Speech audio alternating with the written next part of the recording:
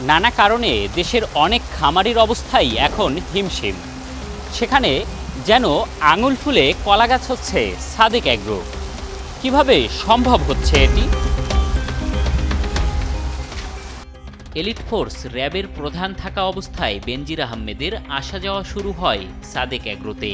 কৌশলে সম্পর্ক বাড়াতে বেনজিরকে গোপালগঞ্জে সাভানা ডেইরি ফার্ম করে দেয় ইমরান। তার ছত্রছায়ায় শুরু করেন নিষিদ্ধ ব্রাহ্মা জাতের গরু আমদানি। সেখানে ব্যাপক অর্থের যোগান আসে ঢাকা উত্তর সিটি কর্পোরেশনের মেয়র আতিকুল ইসলামের ইসলাম গ্রুপের এমডি ও তার ভাতিজা শাকের আহমেদের মাধ্যমে।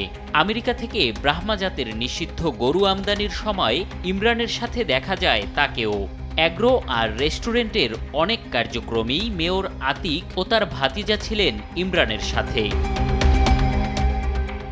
নিজে ডেইরি ফার্মের সভাপতি হলেও দেশের দুধ উৎপাদন বাড়ানোর দিকে নজর না দিয়ে বিদেশ থেকে আনতে শুরু করেন উট, দুম্বা, উট পাখি সহ নানা প্রাণী, যা নিয়ে মিথ্যাচার করে লাখ টাকার পশুকে কোটি টাকায় বিক্রি শুরু করে ইমরান।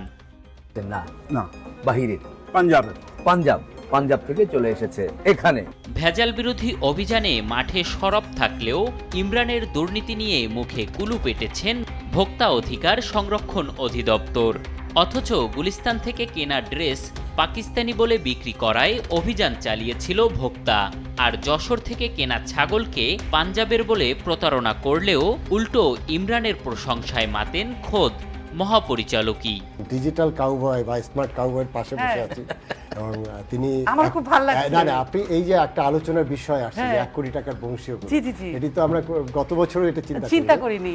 এদিকে প্রাণী সম্পদ অধিদপ্তর ব্রাহ্মা জাতের গরু আমদানি ও প্রজনন নিষিদ্ধ করলেও অধিদপ্তরের মহাপরিচালকই প্রচারণায় নামেন নিষিদ্ধ গরুর মাংসের। পানি কমে গেলে একটা সুবিধা, তার সেলফ লাইফ বেড়ে যায়, সহজে এটা পচে না। এবং এটা এখানে কিন্তু জবাই করার পরে চামড়াটা ছাড়ানোর পরে এসে খুব হাইজিনিক্যালি এখানে ঝুলাইয়ে 4 পিসেস করে 4টা খণ্ড করে এখানে ঝুলাইয়ে সেখানে একেবারে সুন্দরভাবে তারা যে করে থাকে। এই জায়গাটা চপিং করার জায়গায় দেশ টিভির অনুসন্ধানে উঠে এসেছে সাদেক অ্যাগ্রোর এত আস্ফলনের পিছনে রয়েছে প্রভাবশালীদের সঙ্গে ইমরানের সখ্যতা। এদের কেউ কেউ এখান থেকে উপটৌকন হিসেবে নিয়েছেন গরু ছাগল, কারো সম্মানে আবার আস্ত গরু বা খাসির বারবিকিউ করেছেন ইমরান। এম এ আজিম, দেশ টিভি, ঢাকা।